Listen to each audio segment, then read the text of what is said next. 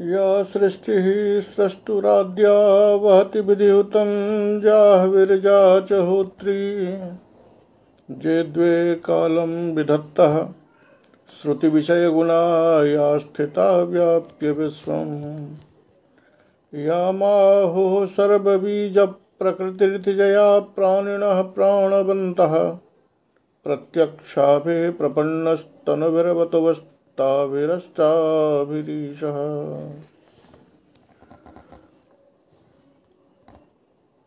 अस्मिन् आमुखपटले इदानीं समुपस्थितानां समेषां हार्दिकम् अभिनन्दनम्। अभिज्ञान शाकुंतलम के इस कक्षा में आप सभी का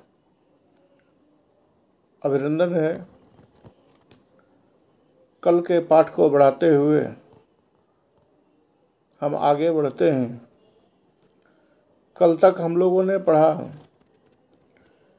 कि राजा अपने विदूषक के साथ बैठकर शकुंतला की जो तस्वीर है आगे चित्रफलक पर, उस चित्रफलक को देखते हुए और उसमें कहाँ क्या कमी है, किसको कितना पूरा करना है, इसके आगे क्या और बनाना है, इस पर वो बात कर रहे हैं। देखते ही देखते शकुंतला के मुंह पर जो भौरा मंडरा रहा था, उसको भगाने के क्रम में राजा दुष्यंत यह समझ बैठते हैं कि ये भौरे का तस्वीर नहीं बल्कि सजीव भौरा है। उसको वह दंड सुनाते हैं। बाद में विदूषक बताता है कि महाराज, यह वास्तविक नहीं है, यह चित्र है। जिस पर राजा दुखी होकर के कहते हैं कि यह चित्र में भी मेरी प्रिया जीवित होकर के मेरे सामने उपस्थित थी, लेकिन मेरे मित्र, तुमने इसको चित्र बताकर पुनः मेरी जीवित प्रिया को तुमने चित्र बना दिया। उधर मिश्रकेशी भी यह देखकर थोड़ी खुश भी हो रही है कि जिसके लिए मेरी शकुंतला इतने वियोगों को सह रही है, इतना त्याग कर रही है, वह उसका त्याग दोषपूर्ण नहीं है, वह उसका त्याग उचित ही है। वह अपने उचित पति के लिए ही इतना बड़ा त्याग कर रही है। वहीं अब आगे कि राजा अपने मित्र से कहते हैं कि वयस्य कथमेवं अविश्रामं दुखम अनुभवामि, कि मैं यह लगातार दुख क्यों भोग रहा हूँ। लगातार विधाता हमारे ही भाग्य में या हमारे ही पक्ष में इतना दुख क्यों दे रहे हैं, क्योंकि ये मेरा दुख अविश्रामम, बीच में कहीं ब्रेक नहीं लगाता, लगातार दुख का समय चला आ रहा है। कैसे? तो बताते हैं कि प्रजागरात खिलीभूतः तस्या स्वप्न समागमः वाष्पस्तुनदतात्येनां द्रष्टुम चित्रगतामपि। ये देखिए कि तस्याः स्वप्न समागमः, जब से मुझे अपनी प्रिया की याद आई, तो वह मेरी प्रिया सम्मुख में तो है नहीं, तो फिर उसका दर्शन कैसे हो सकता है? तो स्वप्न में हो सकता है कि जिसको हम बहुत चाहते हैं, जिसके विषय में चिंता करते हैं, उसका दर्शन हमें स्वप्न में हो जाता है। यद्यपि स्वप्न में उन चीज़ों का भी दर्शन होता है जिसकी हमने कभी कल्पना भी नहीं की है। इसीलिए महाकवि श्रीहर्ष अपने नैषधि चरितम में कहते हैं कि अदृष्टमप्यर्थमदृष्ट वैभवात् करोति सुप्तिर्जन दर्शनातिथिम्। लेकिन जिसके विषय में हम लगातार चिंतित रहते हैं, जिसके विषय में सोचते हैं, उसका दर्शन तो सामान्यतया प्रायः स्वप्न में उसको हम देख लेते हैं। तो राजा कहते हैं कि उसका स्वप्न में समागम हो सकता था, स्वप्न में उसका दर्शन हो सकता था, लेकिन प्रजागरात, जब से शकुंतला की याद हमें आई है, तब से लगातार प्रकर्षेण जागरणम भवति मम। प्रजागरणम अर्थात निद्रा विमुक्तो हम, नींद मुझे आती ही नहीं। चाहे कितना भी प्रयास कर लूँ मुझे नींद नहीं आती। तो जब नींद नहीं आती तो फिर स्वप्न समागमः कथम।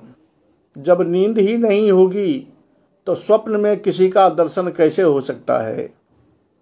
इसलिए प्रजागरात स्वप्न समागमः खिलीभूतः व्यर्थीभूतः निरुद्धः इति। जागरण के कारण स्वप्न में अपनी प्रिया का दर्शन करना मेरे लिए निरुद्ध हो गया। वह भी मुझे दिखाई नहीं देती। स्वप्न होता ही नहीं, नींद ही नहीं होती।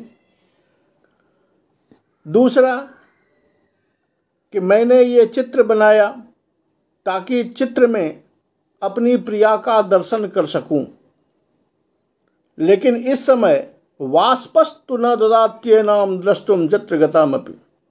अपनी प्रिया को देखकर मेरी आंखों से ऐसे आंसू बहने लगते हैं। आंखों में आंसू के भर जाने से जो चित्र में लिखी हुई मेरी प्रिया है वो भी मुझे दिखाई नहीं देती। तो विधाता इतना क्रूर कैसे हो गया कि एक तो प्रिया हमसे दूर चली गई, दूसरी स्वप्न में उसका दर्शन होता उसका भी निरोध कर दिया गया, वो भी मुझे दिखाई नहीं देती। तस्वीर बना ली तो ये देखो कि आंखों से इतने आंसू बहते हैं कि ये चित्र भी मुझे दिखाई नहीं देता। तो ये लगातार जो दुख का अंबार है, आखिर मुझे ही ये दुख क्यों हो रहे हैं, अर्थात मैं लगातार ये दुख क्यों भोग रहा हूँ। यहाँ अपनी प्रिया के याद में पड़े हुए राजा के लिए दो उपाय हैं। प्रिया के दर्शन के या तो स्वप्न या आगे में रखा हुआ चित्र, लेकिन स्वप्न समागम जो है वो बंद हो गया है क्योंकि नींद ही नहीं होती, और आगे में रखी हुई तस्वीर जो है वो भी दिखाई नहीं देती क्योंकि आंखों में आंसू भर जाते हैं। तो ये दोनों मार्ग भी अवरुद्ध हो गए। राजा समझ रहे हैं कि विधाता किसी भी हालत में मुझे अपनी प्रिया का दर्शन करने नहीं दे रहे। इसमें न जाने कौन सा मेरा पाप काम कर रहा है और विधाता के द्वारा दिए गए किस दंड को मैं भोग रहा हूँ कि लगातार मुझे अपनी प्रिया के वियोग को ही सहन करना पड़ रहा है। यहाँ स्वप्न समागमः, स्वप्न समागम के निरोध का कारण प्रजागरण बताया गया है, और चित्र में दर्शन के अभाव का कारण आँखों में आए हुए आंसू को बताया गया है। तो स्पष्ट है कारण कार्य भाव यहाँ स्पष्टतया वाच्य में कह दिया गया है, जिससे काबिलिंग अलंकार मानने में कोई दिक्कत नहीं है। विशेषतः यही भाव महाकवि कालिदास अपने मेघदूतम में भी दिखा चुके हैं कि जो तस्वीर में भी मिलन नहीं होती क्योंकि आँख से आंसू बहते हैं। तो जब आप महाकवि कालिदास का मेघदूतम देखेंगे तो मेघदूतम में भी उन्होंने ऐसा ही भाव यक्ष के मुँह से दिखाया है। त्वामा लिख्य प्रलय कुपिताम धातुरागई शिलायाम आत्मानं ते चरणपतितुम जाबदिच्छामि कर्तुम अश्रयस्तावन मुहुरुपचितो दृष्टिरालुप्यते में क्रूरस्तस्मिन्नपि न सहते संगमम नौकृतान्तः। अर्थात यह क्रूर कृतांत चित्र में भी मेरी प्रिया से मेरा मिलन नहीं होने देता। यहाँ भी महाकवि कालिदास का वही भाव स्पष्ट दिखाई दे रहा है।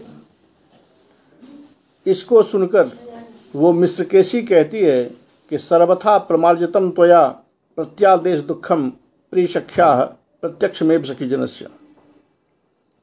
कहता है कि वास्तव में राजन प्रत्यादेश दुखम प्रियसख्या, तुम्हारे द्वारा अवहेलित होकर के जो मेरी सखी मेरी शकुंतला जो यहाँ से छोड़ दी गई, और उसके कारण शकुंतला को जो दुख हो रहा है, जितना दुख मैं उसका देख के आई हूँ, आपने अपने इस भाव का प्रदर्शन कर, आपने इस दुख का प्रदर्शन कर वास्तविक में शकुंतला के उन सारे दुखों का परिमार्जन कर दिया है। शकुंतला के सारे दुखों को आपने धो डाला। शकुंतला आपके वियोग में दुखी हो रही है। उन सारे दुखों का उपाय यही है कि आपके हृदय का जो दुख है वो देख करके आज लगता है कि शकुंतला ने जो दुख किया वो गलत नहीं किया, वो सही किया। उन सारे दुखों का परिमार्जन आज हो गया। उसी समय वो चतुरिका दासी प्रवेश करती है, जिसको राजा ने कहा था कि इस चित्र में कुछ बनाना है, तुम जा कर के वर्तिका ले आओ, कूची ले आओ। तो वो चतुरिका आती है, कहती है जयतु जयतु भरता, स्वामी की जय हो। वर्तिका करंडम गृहीत्वा इतो हम प्रस्थितास्मि। वो कूची लेकर जब मैं आपके पास आ रही थी, तो राजा कहते हैं तथा किम, उसके आगे क्या हुआ। चेची कहती है कि तन्मे हस्तात् पिंगला वेदितया देव्या बसमत्या अहमेवाज आर्यपुत्रस्य उपनेश्यामीति भरित्वा सबलात्कारं गृहीता। ज्यों ही मैं वह कूची लेकर के आपकी ओर बढ़ी, उसी समय पिंगलिका ने शायद जाकर के देवी बसुमती को यह बात बता दी कि आप तस्वीर देख रहे हैं और मैं उस तस्वीर को ठीक करने के लिए ये कूची लेकर के आ रही हूँ आपके लिए। तो जब पिंगलिका ने देवी बसुमती को यह बात बता दी, तो देवी बसुमती आई और उन्होंने जबरन मेरे हाथ से वह पेंट और वह कूची छीन लिया, ये कह के कि अहमेवार्य पुत्रस्य उपनेश्यामीति, मैं स्वयं ही यह कूची और पेंट महाराज को दे आती हूँ। ऐसा कहकर महारानी ने मेरे हाथ से जबरन वह पेंट और कूची छीन लिया। तो अब थोड़ी घबराहट हुई, क्योंकि अब राजा को ये पता चल गया कि ये शकुंतला का मैं दर्शन कर रहा हूँ, ये बात देवी बसुमती तक पहुँच गई है। लेकिन विदूषक उस दासी को पूछता है कि तुम कथम विमुक्ता, जब देवी बसुमती ने तुम्हारे हाथ से बलपूर्वक वह कूची छीन ली, तो भला तू कैसे छूट गई? देवी तो तुमको भी पकड़ लेती। तो चेटी बताती है कि जावद देव्या लता बिटप लगनम उत्तरीयांचलम पिंगलिका मोचयति तावत निहृतो मया आत्मा। पकड़ तो लिया था, लेकिन आते वक्त किसी लता में देवी का दुपट्टा फंस गया और उस देवी की दुपट्टा को जब तक मैं पिंगलिका लता से छुड़ाए, वो छुड़ाने लगी, तब तक में मैंने निहृतो आत्मा, तब तक में मैंने अपने आप को किसी दूसरी लता की ओट में छिपा लिया। इसीलिए मैं भाग के आपके पास आई हूँ। अब राजा डर गए, क्योंकि अब दूसरी पत्नी आ रही है। तो राजा कहते हैं वयस उपस्थिता देवी बहुमान गर्विता च। मेरे मित्र सुनो, एक तो साक्षात बसुमती यहाँ आ रही है, वो बहुमान गर्विता, वो अत्यधिक अभिमानिनी है, गर्वीली है, स्वाभिमान भी है, तो ये गर्विता रानी है। इसलिए तत् भवान इमाम प्रतिकृतिम रक्षतु, इसलिए अब तुम ही इस प्रतिकृति को, शकुंतला की जो ये तस्वीर है, इसको लेकर के कहीं छिपाओ, ताकि देवी बसुमती के नज़र में यह फलक ना आए, अन्यथा यहाँ कुछ और बातें हो सकती हैं। विदूषक कहता है हाँ बात तो सही है। आत्मानमपि किमिति न भनसि, कहता है अरे भाई ये क्यों कह रहे हो कि इस तस्वीर की रक्षा करो, ये क्यों नहीं कहते कि तुम स्वयं अपने को भी बचाओ, क्योंकि वो जब मैं सामने आ जाएंगी तो तस्वीर की तो जो गति होगी होगी, मेरी भी वही गति होगी। इसलिए केवल तस्वीर ही नहीं बचानी है, मुझे स्वयं को भी बचाना है। हाँ सुनो, यदि भगवान अंतःपुर कूटबागुरातो मुक्षते, मैं तो जा रहा हूँ, लेकिन जब आप अंतःपुर के इस कूट पास से बच जाना, अर्थात अंतःपुर महारानी आ रही हैं, महारानी के बंधन से जब मुक्त हो जाना, तदा मेघच्छन्न प्रासादे शब्दायिष्यते, तो मुझे मेघाच्छन्न प्रासाद में आवाज़ लगाना। इदंच तत्र गोपायामी, मैं ये प्रतिकृति लेकर जाता हूँ और इसको वहीं छिपाता हूँ। जत्र पारावतम उज्जित्वा अन्यः कोपि न प्रेक्षिष्यते, इसको मैं वहाँ छिपाता हूँ जाकर मेघाच्छन्न प्रसाद में, जहाँ कबूतर को छोड़कर इस तस्वीर को दूसरा और कोई नहीं देख पाएगा। यानी वो प्रासाद ऐसा है जिसमें कोई आदमी नहीं रहता है, पशु पक्षियों ने अपना घर बना लिया है, तो वहाँ केवल इधर उधर कबूतर ही घूमते रहते हैं, कबूतर ही इसको देख पाएंगे और कोई इसे नहीं देख पाएगा। और ऐसा कहकर वो तस्वीर उठाई और जल्दी जल्दी वहाँ से भाग लिया। इधर मिश्रकेशी कहती है, कहो अन्य संक्रांत हृदयोपि प्रथम संभावनम रक्षति स्थिर सौहृदस्तावदेशः। वास्तविक में ये राजा अन्य संक्रांत हृदय, अन्य अर्थात अन्य भारजायाम आसक्त हृदय, अभी शकुंतला की याद में ये खोए हुए थे, शकुंतला में इनका हृदय आसक्त है, लेकिन दूसरी पत्नी में अपने चित्त की आसक्त रहते हुए भी प्रथम संभावनम रक्षति, पहले के साथ जो प्रेम है यानी बसुमती के साथ, उसकी भी रक्षा करते हैं। ये नहीं कि किसी एक दूसरे की याद में आ गए तो पहली को भूल गए, ऐसी बात नहीं है। राजानो बहुवल्लभा राजान श्रूयन्ते, ये पहले से ही ज्ञात है। तो बहुत सारी पत्नियां तो हैं, तो राजा एक से प्रेम करते हैं, दूसरे को त्याग देते हैं, ऐसी बात नहीं है। ये चतुर नायक का काम है कि वो सबके साथ समान प्रेम रखता है। तो अभी ये शकुंतला के वियोग में इतने दुखी हो रहे हैं, लेकिन इस अवस्था में भी ये अपनी पहली पत्नी का सम्मान करना नहीं भूलते। स्थिर सौहृदस्तावदेशः, वास्तविक में अपनी पत्नियों के साथ इनकी मित्रता, इनकी भावप्रवणता, इनकी सज्जनता अत्यंत श्लाघ्य है। उसी समय प्रतिहारी प्रवेश करती है, कहते हैं जयतु जयतु देवः, आपकी जय हो। राजा कहते हैं बेत्रवती न खल्वंतरे त्रयादशा देवी, कि बेत्रवती जब तू यहाँ आ रही थी तो क्या तूने रास्ते में देवी बसुमती को नहीं देखा? प्रतिहारी कहती है देव दृष्टा, मैंने बसुमती को देखा, वो रास्ते में मुझे मिली। इसका मतलब ये हुआ कि चतुरिका जो बोल रही थी कि देवी आ रही है, वह झूठ नहीं है, अर्थात वह आ रही थी। लेकिन पत्र हस्ताम माम प्रेक्ष्य, लेकिन जब उसने मुझे देखा कि मेरे हाथ में यह राजकीय पत्र है, तो इसे देखते ही देवी वहाँ से लौट गई।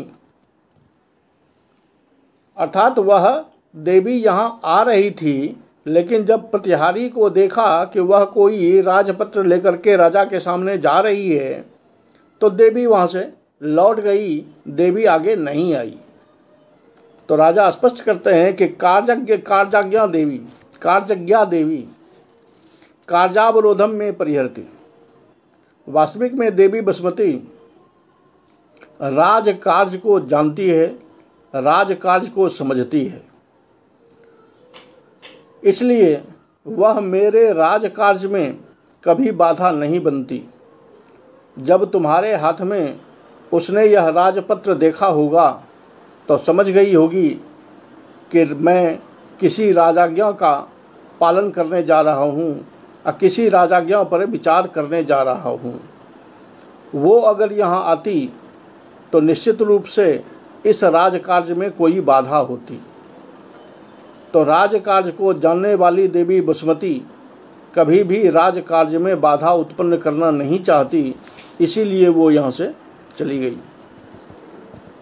अब प्रतिहारी वो कागज़ दिखाती है कि देव अमात्यो विज्ञापयति जत राज्य कार्यस्य बहुलतया एकमेव मया पौज कार्यम प्रत्यवेक्षितम। जब ये अंक शुरू हुआ था तो राजा ने अपनी चेटी को कहा था कि जाकर के महामंत्री को बता दो कि मैं आज धर्मासन पर नहीं बैठ पाऊंगा, इसलिए उन्होंने जो भी राजकार्य देखा हो वो मेरे पास में पत्र पर लिख करके भेज दें ताकि मैं उस पर विचार कर सकूं। वही पत्र उस मंत्री ने भेजा है कि अमात्यो विज्ञापयति, मंत्रीवर यह निवेदित करते हैं कि राजकार्यस्य बहुलतया, चूँकि राजकार्य बहुत था इसलिए नागरिक का एक ही काम मैंने देखा है और जो काम देखा है तत्पत्रारोपितम, वो इस कागज़ पर लिखा हुआ है, प्रत्यक्षीकृत भवन, आप इसको देख लें। राजा कहते हैं इत पत्रम दर्शय, दिखाओ भाई ये पत्र क्या है। वो पत्र आया, राजा ने वो पत्र खोला और उस पत्र को पढ़ा। इस पत्र में क्या लिखा हुआ है ये देखिए कि विदितमस्तु देवपादानाम, मंत्री ने राजा को लिखा है कि मेरे स्वामी के चरणों में यह विदित हो कि धन वृद्धिर नाम बनिक बारी पथोपजीवी नौ व्यसनेन विपन्नः, कि अपने नगर में धनवृद्धि नाम का कोई बनिया था जो सामुद्रिक व्यापार करता था। बारी पथोपजीवी, जलयान से, नौका से वह अपना व्यापार चलाता था। इसी क्रम में नौ व्यसनेन विपन्नः, कहीं नदी में नाव डूब गई और उसके कारण वह धनवृद्धि नाम का व्यापारी मारा गया। स च अनपत्यः, और वह धनवृद्धि नाम का जो सेठ था वह अनपत्य था, उसकी कोई संतान नहीं है। अतस्य चानेक कोटि संख्यम वसु, और उसके पास में अरबों खड़बों की संपत्ति है। अनेक कोटि संख्यम वसु, असंख्य करोड़ धन है उसके पास में। तदिदानीम राजस्वताम आपद्यते, तो चूँकि उसका कोई अपत्य नहीं है, उसका कोई रखवाला नहीं है, उसका कोई वारिस नहीं है, इसलिए वो सारा का सारा धन अब राजस्व बनने जा रहा है, अर्थात राजकीय कोष में वो सारा धन आ जाएगा। इस पर आप स्वयं विचार करें। इति श्रुत्वा देवः प्रमाणम। इतना सुनकर वह राजा बड़ा विषाद में पड़ जाता है, दुख में पड़ जाता है कि क्या ज़माना है कि आदमी ने अपने मेहनत से इतना करोड़ों धन कमाया, लेकिन एक दिन जब वह इस संसार को छोड़कर चला गया तो आज उसके धन का कोई वारिस नहीं है। ये सारा का सारा धन राजकोष में चला जाएगा और वो धन राजा का हो जाएगा। तो कष्ट इसलिए है कि जो आदमी लाखों मेहनत करके दिन रात परिश्रम करके इतना धन कमाता है, अगर उसका कोई वारिस नहीं है तो ये उसका धन कमाना कितना बेकार हो जाता है। इसलिए वो कहते हैं कष्टम खलु अनपत्यता। अनपत्यता जो है, पुत्र का नहीं होना, निर्वंश होना, ये सबसे बड़ा कष्ट है। वित्रवती महाधनतया बहुपत्नी के नानेन भवितव्यम, लेकिन राजा अपनी सूक्ष्म दृष्टि से, धार्मिक नीति से, नागरिक नीति से उस पर विचार करता है। इसलिए वो प्रतिहारी को कहते हैं कि वित्रवती, चूँकि ये बहुत धनशाली था इसके पास में बहुत संपत्ति थी, इसलिए बहुपत्नी के नानेन भवितव्यम। तो ऐसा हो सकता है कि इसकी एक नहीं बल्कि बहुत सारी पत्नियां हो। तत् अन्विष्यताम, इसलिए मंत्री को कहो कि ये अन्वेषण करें, ये ढूंढें कि आखिर उनकी कितनी पत्नियां हैं। यदि काचित आपन्न सत्वा अस्य भार्या स्यात्, हो सकता है कि कहीं किसी नगर में इसकी कोई पत्नी ऐसी हो जो गर्भवती हो। अगर ऐसा हुआ तो उस गर्भ में पलने वाला बच्चा जो है वो इसके धन का अधिकारी हो जाएगा। प्रतिहारी सोच के कहती है कि महाराज खोजा गया है, मंत्री ने ढूंढवाया है, और अभी अभी पता चला है कि इदानीमेव साकेत पुरुष श्रेष्ठिनो दुहिता निवृत्त पुंसवना तस्य जाया श्रूयते। अभी अभी आए हुए समाचार से यह ज्ञात होता है कि साकेतपुर में एक कोई सेठ है जिसकी बेटी इसकी पत्नी बताई जाती है, और उसका अभी अभी पुंसवन संस्कार भी हुआ है। पुंसवन संस्कार हुआ है, इसका मतलब है वह गर्भवती है। राजा कहते हैं अच्छा, सौ खलु गर्भः पितृयम रिक्थम अर्हति। तो वह जो गर्भ है, उस गर्भ में स्थित जो संतान है, वह संतान ही इस सारी संपत्ति की वारिस होगी। अर्थात अभी जो विचार हो रहा था कि ये सारी संपत्ति राजस्व हो जाएगी, ऐसा नहीं होगा। अगर कहीं उसकी पत्नी है, गर्भवती है, तो उसके गर्भ में जो बच्चा है वही बच्चा इस सारे धन का मालिक होगा। गत्व एवं अमात्यम ब्रूहि, जाकर के तुम ऐसा समाचार अमात्य को सुना दो। वो बेचारी वहाँ से चल देती है, जल्दे बाज्ञा पैती, आपकी जो आज्ञा। लेकिन जब वो जाने लगती है तो राजा उसको पुनः बुलाते हैं, कहते ए हितावत, इधर आओ। वो लौट के आई। राजा कहते हैं किमनेन संततिरस्ति नास्ति इति, कहते हैं छोड़ो, किसी को संतति है या नहीं है इस पर विचार करने से क्या मतलब। प्रजा में यह घोषणा करवा दो कि जेन जेन वियुज्यन्ते प्रजा स्निग्धेन बंधुना स स पापादृते तासाम दुष्यन्दिते घुष्यताम। प्रजाओं में जाकर के यह घोषणा करवा दो कि हमारे संसार की जो प्रजा जेन जेन वियुज्यन्ते स्निग्धेन बंधुना, अपने जिस जिस स्नेही बंधुओं से वियुक्त होता है, अर्थात कोई अपने भाई से वियुक्त हो गया, कोई पत्नी अपने पति से वियुक्त हो गया, कोई बच्चा अपने बाप से वियुक्त हो गया, कोई बाप अपने बेटे से वियुक्त हो गया। तो जेन जेन स्निग्ध बंधुना जह जह वियुज्यते, अपने जिन जिन स्नेहिल बंधुओं से जो कोई वियुक्त होता है, तो जो जो वियुक्त होता है उनके लिए राजा दुष्यंत उनका वो है। अर्थात पिता का अगर बेटा वियुक्त हो गया तो राजा दुष्यंत उस पिता का बेटा है। अगर किसी बेटे का बेटा कोई बेटा अपने बाप से वियुक्त हो गया तो राजा दुष्यंत उसका पिता है। अगर कोई भाई अपने भाई से वियुक्त हो गया तो राजा उसका भाई है। अगर किसी का रखवाला, किसी का पति समाप्त हो गया तो भर्ता के तौर पर, भर्ता अर्थात भरण पोषण करने वाले के तौर पर राजा उसका रखवाला है। दुष्यंत देते घुष्यताम, जाकर के यह घोषणा कर दो।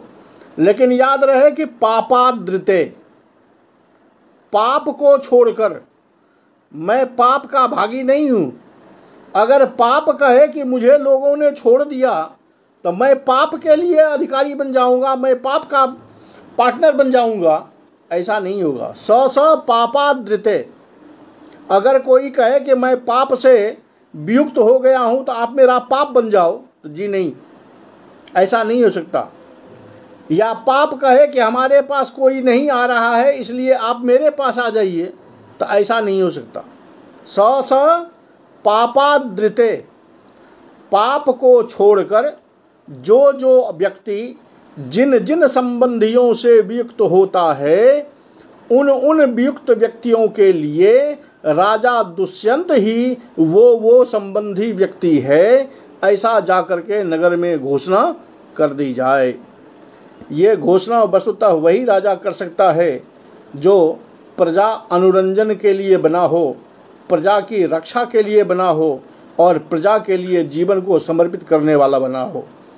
ये हमारी भारतीय संस्कृति का देन है, हमारी भारतीय संस्कृति की ये पहचान है कि हमारे बीच में जब जब ऐसे ऐसे राजा हुए हैं जिन्होंने अपना जीवन प्रजा की रक्षा के लिए ही समर्पित कर दिया है। उत्तर रामचरितम के लेखक महाकवि भवभूति, उनके अनुसार तो उत्तर रामचरितम के जो नायक मर्यादा पुरुषोत्तम श्री राम हैं वो तो घोषणा कर देते हैं कि स्नेहम दयांच सौख्यंच यदि वा जानकीमपि आराधनाय लोकानाम मुंचतो नास्ति में व्यथा। प्रजा के अनुरंजन के लिए, प्रजा के सुख के लिए मैं कुछ भी छोड़ने को तैयार हूँ। ये है राजा। ये अलग बात है कि आज हमारी संस्कृति इतनी बदल चुकी है, हम न जाने किस लोभ में, किस मोह में, किस माया के चक्कर में पड़ के उस समाज पर आज जी रहे हैं जहाँ ये केवल पढ़ने के लिए ही हमारे सामने रह गया है। व्यवहार में अगर देखें तो व्यवहार में इस वस्तु का कहीं कोई पता नहीं है। व्यवहार में वचनों में कहने के लिए तो आज भी वही होता है कि प्रजा का अनुरंजन परम ध्येय है, लेकिन वस्तुतः अगर व्यवहार की सत्यता का आप अवगाहन करेंगे तो वहाँ पता चलेगा आपको कि सत्यता कुछ और है, मुँह में कथन कुछ और है। व्यवहार में केवल स्वार्थ है, भाषण में केवल अपरार्थ है। तो ये संस्कृति हमारी भारतीय संस्कृति नहीं थी, हमारी वैदिक संस्कृति नहीं थी। और महाकवि कालिदास द्वारा लिखा गया जो यह नाटक है या अन्य महाकवियों द्वारा लिखा गया, अन्य आचार्यों द्वारा लिखा गया जो हमारा ग्रंथ है, वो हमें भारतीय संस्कृति की वास्तविक पहचान कराता है। उसमें वो जबरन कोई नमक मिर्च मिला करके हमको ठगता नहीं है। जो अभी अभी राजा दुष्यंत के मुंह से श्लोक कहा गया वो केवल ऐसा मत समझिए कि महाकवि कालिदास एक लेखक थे, एक कवि थे, उन्होंने अपने मन से गढ़ दिया है, बल्कि महाकवि कालिदास ने अपनी इस लेखनी के द्वारा हमें उस पुरातन संस्कृति का प्रत्यक्षीकरण करवाया है कि राजा भले कितना भी वियोग में डूबा हुआ था, दूसरी पत्नी बसुमती सामने आ रही थी तो घबराया हुआ था, लेकिन जब नागरिक का कार्य सामने आया तो उसकी चेतना अपनी जगह बलवती थी। पूर्ण रूप से पहले उसने विचार किया और घोषणा किया कि इस बनिए की बहुत सारी पत्नी होनी चाहिए, ढूंढवाओ, अगर कहीं कोई पत्नी गर्भवती है तो उस गर्भ का बच्चा ही इसका मालिक होगा। और उसके बाद भी कह दिया कि अगर ऐसा नहीं होता है इन केस, तो लोग ये न समझें कि अगर सेठ मर गया तो सेठ के परिवार वाले जो होंगे, उसके जो बंधु होंगे, उनका परिवार होगा, उनके पिता होंगे, उनकी माता होगी, वो रोए नहीं, वो ये सोच के न रोए कि मेरा अब कोई रखवाला नहीं है, बल्कि घोषणा करवा दो कि उसका वो बंधु यह राजा है। प्रतिहारी कहती है कि एतन नाम घोषितव्यम, निश्चित आपके द्वारा यह कहा गया जो है, कही गई जो घोषणा है, यह घोषणा जरूर की जाएगी। वो बाहर गई, ये घोषणा करवाई और अंदर आई पुनः। कद्य देव काले प्रविष्टमिव अभिनंदितम देवस्य शासनम महाजनेन।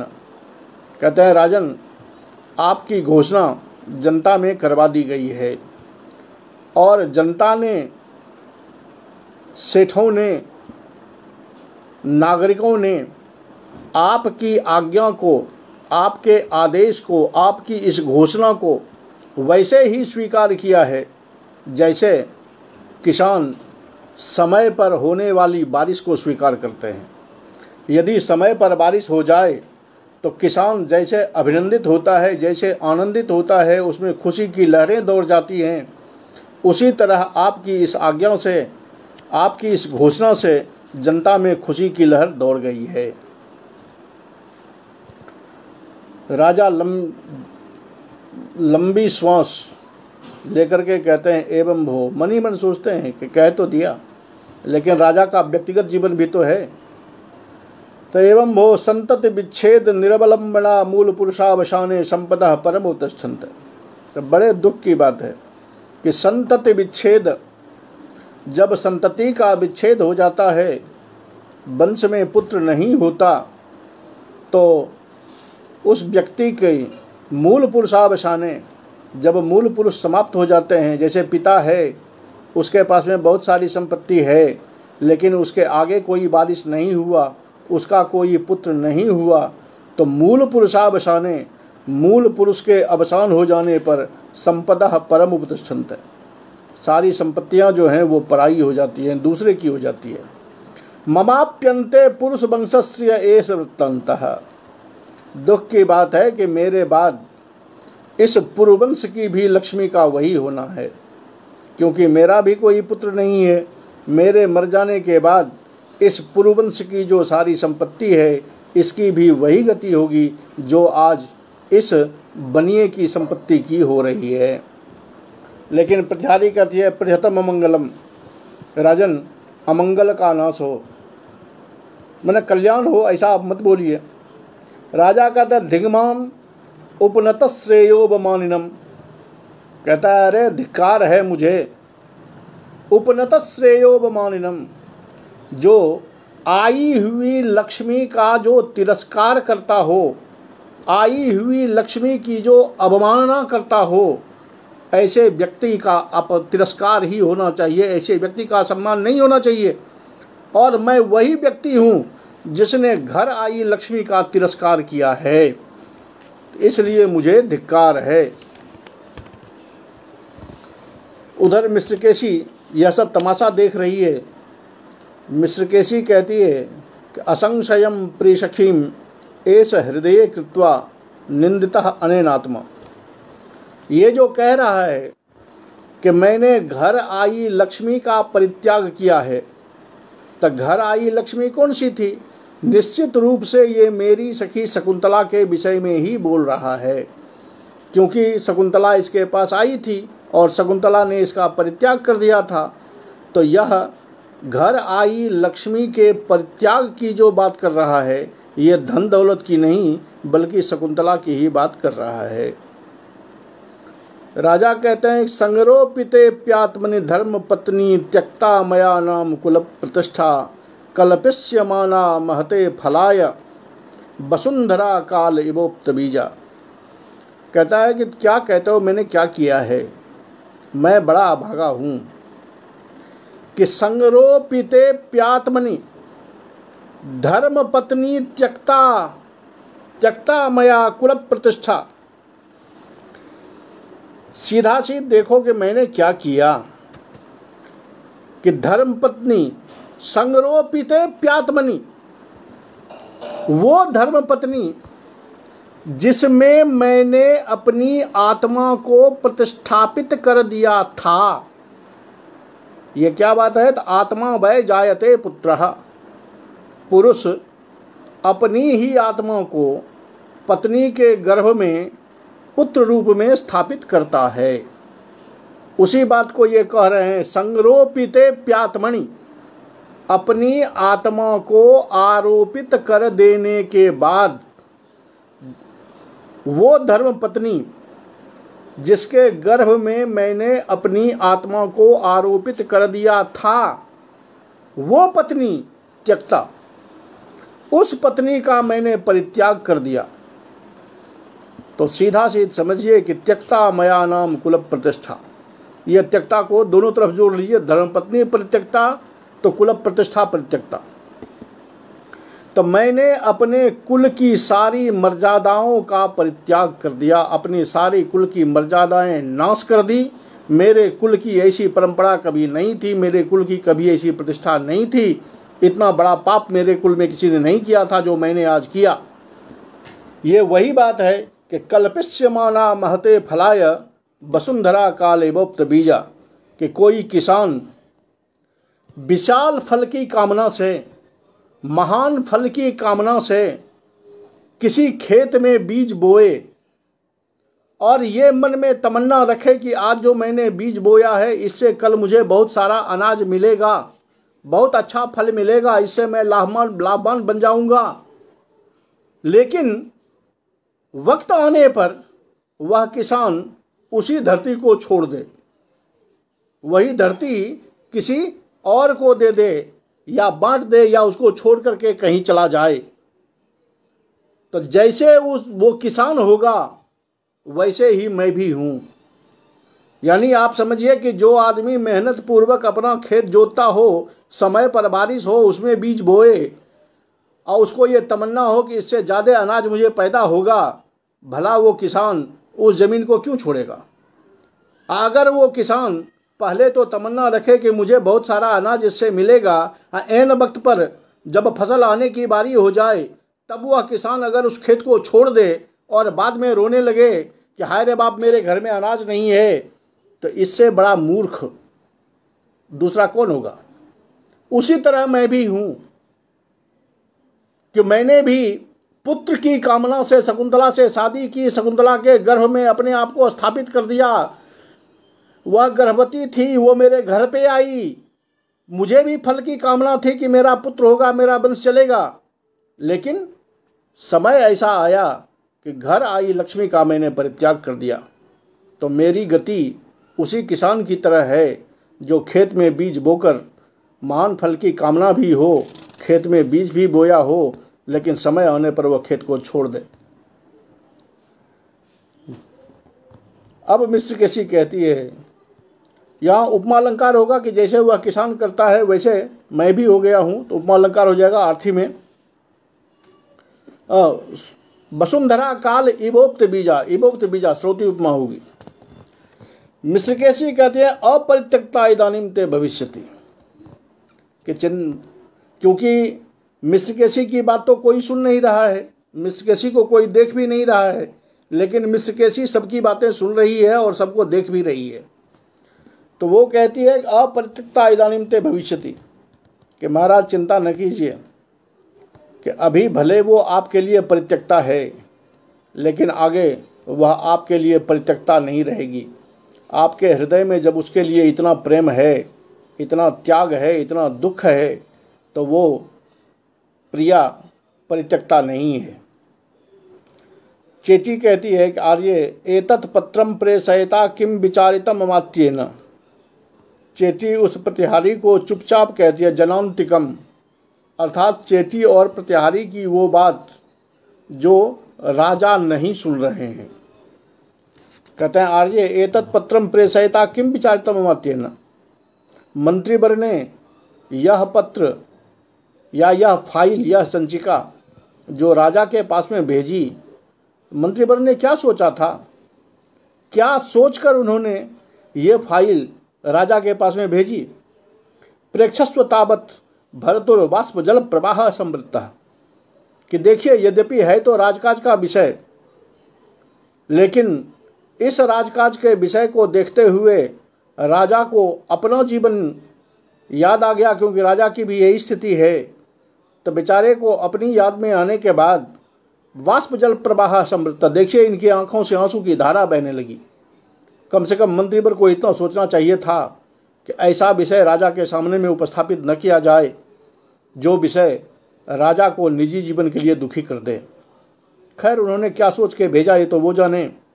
अथवा नैव शोकम बुद्धिपूर्वकम परिवर्जयिष्यति, अथवा नैष शोकम बुद्धिपूर्वकम परिवर्जयिष्यति तन मेघा छन्नागार शतम निर्वाण समर्थम आर्ज माधम व्यम गृहीत्वा आगच्छ।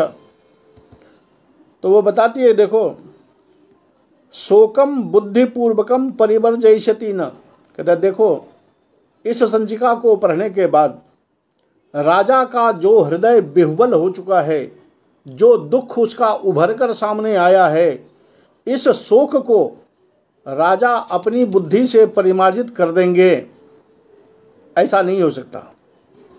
यद्यपि राजा बुद्धिमान हैं, तो आप कहोगे कि अभी दुख उभर कर आया है, थोड़ी देर में चेतना लौटेगी और ये पुनः होश में आ जाएंगे, अपने दुख का परिमार्जन कर लेंगे।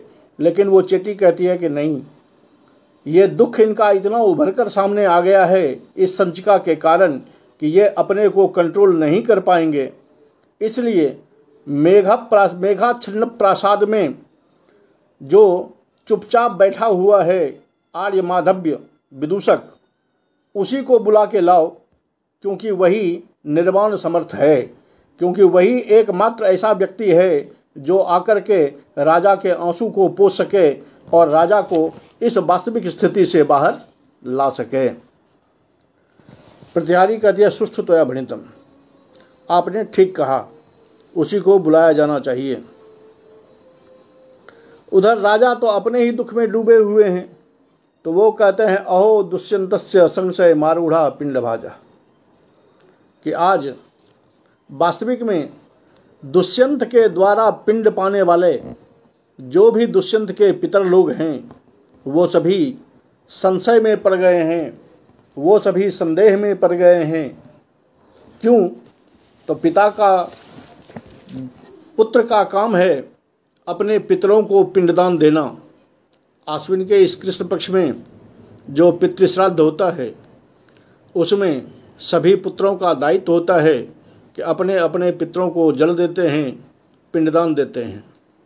लेकिन जिसका कुल ही समाप्त हो जाए, जिसके वंश में कोई पुत्र ना हो, उसके पितरों को आखिर कौन जलांजलि देगा और कौन पिंडदान देगा?